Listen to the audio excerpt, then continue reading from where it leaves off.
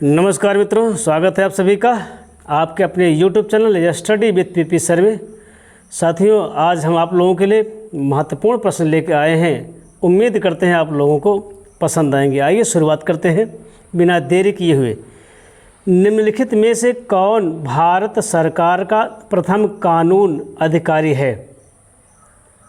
सर्वोच्च न्यायालय के मुख्य न्यायाधीश, कानून मंत्री, भारत का अटॉर्नी जनरल, सचिव कानून तथा न्याय विभाग। इसका उत्तर सी होगा, भारत का अटॉर्नी जनरल। संविधान के द्वारा केंद्र और राज्यों के बीच राजस्व का बंटवारा किया गया है। अधिकतर कनाडा के संविधान के अनुसार, अमेरिका के संविधान के अनुसार, भारत सरकार के 1935 के अधिनियम के अनुसार या स्विट्जरलैंड संविधान के अनुसार।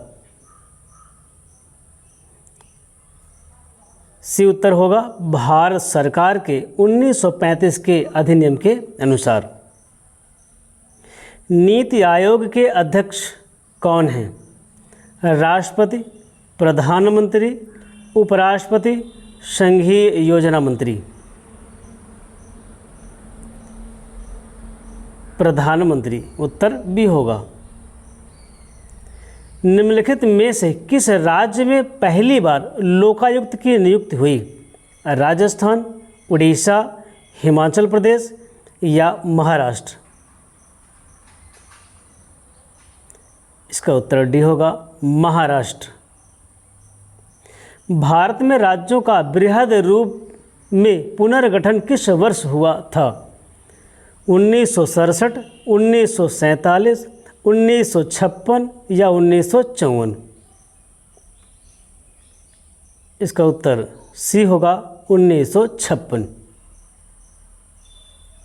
आइए मित्रों, कुछ व्याख्या देख लेते हैं।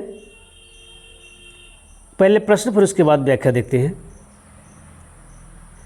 सूची 1 को सूची 2 का सही मेल कीजिए तथा नीचे दिए गए कूट से अपना उत्तर चुनिए।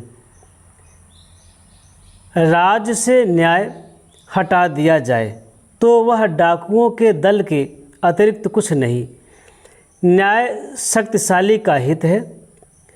स्वतंत्रता बंधनों का अभाव है। राज्य मानव लक्ष्य की सर्वोच्च अभिव्यक्ति है। अब इधर देख सकते हैं, थ्रेसिमेकस, ऑगस्टाइन, हीगल और मिल। ये बहुत ही महत्वपूर्ण प्रश्न है साथियों। अब कूट मिलाइए। इसका उत्तर सी होगा, 2, 1, 4, 3। अब आइए हम लोग थोड़ा विस्तार से देखते हैं थोड़ा। अब देखिए, संप्रभुता के शेष भाग में हाब्स का संप्रभु निरंकुश है। वह समस्त अधिकार रखता है। नैतिक, अनैतिक, अच्छाई, बुराई, न्यायी, अन्यायी इत्यादि सभी शक्तियाँ संप्रभुता के निर्माणाधीन हैं। टानी द्वारा नागरिक संप्रभुता का सिद्धांत प्रतिपादित किया गया है। डुग्बी कहता है, राज्य की विशेषता संप्रभुता नहीं बल्कि सार्वजनिक सेवा है। बर्लिन कहता है कि जब संप्रभुता सही हाथों में होती है तो स्वतंत्रता बढ़ जाती है। मध्यकाल को संप्रभुता का अंधेरा युग कहा जाता है क्योंकि राजनीति धर्म की गुलाम हो गई है।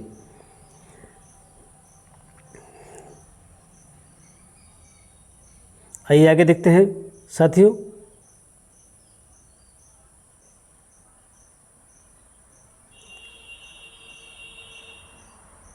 देखते हैं, भारत के प्रधानमंत्री का निर्वाचन लोकसभा के द्वारा होता है, संसद के द्वारा होता है, लोकसभा के बहुमत दल के द्वारा होता है या जनता द्वारा होता है। इसका उत्तर सी होगा, लोकसभा के बहुमत दल के द्वारा होता है। संघ सरकार की कार्यपालिका शक्ति का वास्तविक उपयोग कौन करता है? राष्ट्रपति, प्रधानमंत्री, मंत्रिमंडल या संसद। इसका उत्तर सी होगा मंत्रिमंडल। किस प्रधानमंत्री के कार्यकाल में दल बदल विरोधी विधेयक पास हुआ था? इंदिरा गांधी, राजीव गांधी, बीपी सिंह या चंद्रशेखर? इसका उत्तर भी होगा राजीव गांधी। न्यायिक पुनरावलोकन न्यायालय की वह शक्ति है जिसमें वह असंवैधानिक घोषित करता है। विधायिका द्वारा निर्मित किसी भी कानून को, कार्यपालिका के किसी भी आदेश को, निम्न न्यायालय के किसी भी निर्णय को, विधायिका के किसी भी अधिनियम अथवा कार्यपालिका के किसी भी आदेश को। इसका उत्तर डी होगा विधायिका के किसी भी अधिनियम अथवा कार्यपालिका के किसी भी आदेश को। राज्यसभा के राज्यसभा के अधिकतर सदस्य चुने जाते हैं राज्यों की विधानसभाओं द्वारा, स्थानीय संस्थाओं द्वारा, जनता द्वारा, राष्ट्रपति द्वारा मनोनीत किए जाते हैं। इसका उत्तर यह होगा राज्यों की विधानसभाओं द्वारा चुने जाते हैं। निम्नलिखित में से कौन संसद के किसी भी सदन की कार्यवाही में सहभागी हो सकता है? उपराष्ट्रपति, सॉलिसिटर जनरल, अटॉर्नी जनरल, मुख्य न्यायाधीश? इसका उत्तर सी होगा अटॉर्नी जनरल। निम्नलिखित में से कौन सदन का सदस्य हुए बिना उसकी अध्यक्षता करता है? भारत का उपराष्ट्रपति, लोकसभा का अध्यक्ष, विधान परिषद का अध्यक्ष या राज्यपाल? इसका उत्तर ए होगा भारत का उपराष्ट्रपति।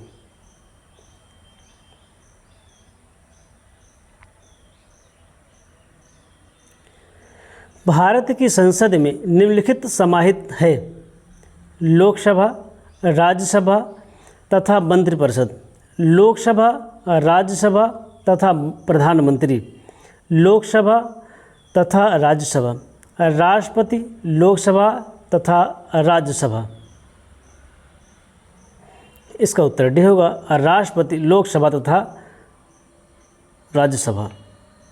भारत के राष्ट्रपति का निर्वाचन संसद के दोनों सदनों के सदस्यों द्वारा होता है।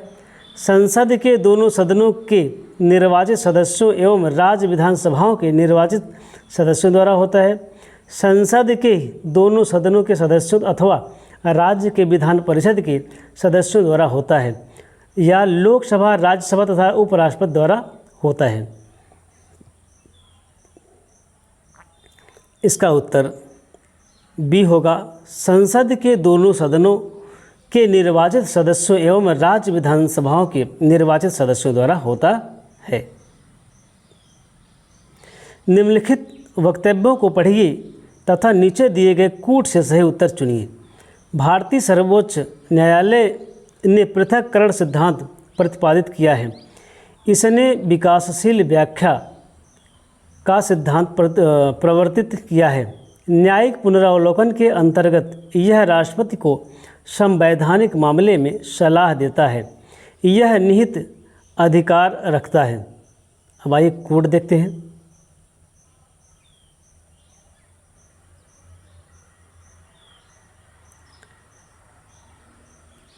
इसका उत्तर ए होगा 1 और 2।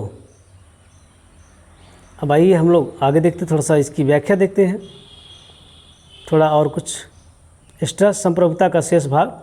ओपेनहाइमर का कहना है कि संप्रभुता ऐसी सर्वोच्च सत्ता है जो अन्य किसी सांसारिक सत्ता से स्वतंत्र है। कैलहाउन का कहना है संप्रभुता एक महत्वपूर्ण वस्तु है जिसे विभाजित करने का अर्थ इसे नष्ट करना है। यह राज्य में सर्वोच्च शक्ति है। हम जितना अर्धवर्ग अथवा अर्ध त्रिभुज की बात कर सकते हैं उतना ही अर्ध संप्रभुता की जो संभव नहीं है। संप्रभुता के एकलवादी सिद्धांत की आलोचना करते हुए एडी लिंडसे कहते हैं कि संप्रभुता राज्य के दिन अब लद चुके। कथन ए, निंदा प्रस्ताव से बचने के लिए संसद पर दबाव डालने की दृष्टि से कैबिनेट कभी भी संसद को भंग करने के अधिकार का प्रयोग नहीं करती है। कारण और इस प्रकार के मत निंदा प्रस्ताव असंभव है क्योंकि पूर्ण बहुमत एक दल के पास होता है।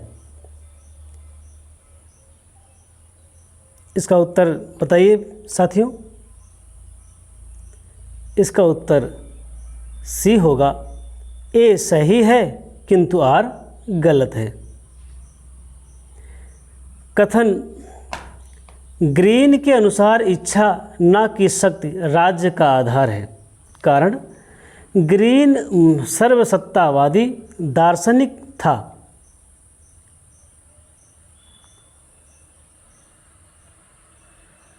इसका उत्तर भी सी होगा। ए सही है किंतु आर गलत है। अब आइए अगला प्रश्न देखते हैं। प्लेटो का साम्यवाद केवल संरक्षकों पर लागू होता है। कारण वह संरक्षकों को क्षुधा तत्व से दूर करता है। इसका उत्तर देखिए मित्रों। इसका उत्तर ए होगा। ए आर दोनों सही है तथा आर ए का सही स्पष्टीकरण है। अब आइए कुछ व्याख्यात्मक देखते हैं, न्याय से संबंधित कुछ बातें। जस्टिस शब्द जस से निकला है, जिसका संबंध लैटिन भाषा से है। जस का अर्थ न्याय का कानून, न्याय या कानून है। प्लेटो ने कहा शासक वर्ग, सैनिक वर्ग और उत्पादक वर्ग ये अपने कार्यों का निष्पादन करें और दूसरे के कार्यों में हस्तक्षेप ना करें तो न्याय की उत्पत्ति होती है। अर्थात तीनों का समन्वय ही न्याय है। प्लेटो के अनुसार न्याय आंतरिक तात्विक वस्तु है। राजनीतिक न्याय संविधान द्वारा सुनिश्चित करता है। न्याय का अर्थ भेदभाव का ना होना है। राजनीतिक न्याय से तात्पर्य है कि सभी को समान राजनीतिक अधिकार प्राप्त हो।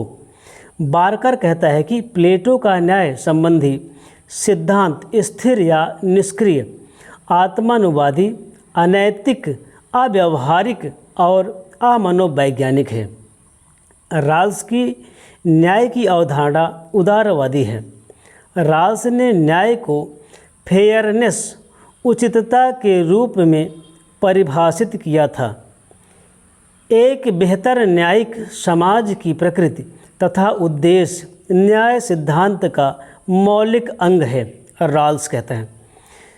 जॉन राल्स ने अपने न्याय सिद्धांत को शुद्ध प्रक्रियात्मक न्याय की संज्ञा दी है। राल्स के अनुसार न्याय के लक्षण न्याय समाज का प्रथम सद्गुण है। प्रक्रियात्मक न्याय की प्रधानता सामाजिक न्याय से सरोकार है। राल्स ने कहा न्याय सामाजिक संस्थाओं का प्राथमिक गुण है। चार्ल्स लेटर समुदायवादी विचारक हैं। संत ऑगस्टाइन ने अपना विचार व्यक्त किया कि यदि न्याय व्यवस्था न हो तो राज डाकुओं, लुटेरों की टोली बन जाएगी।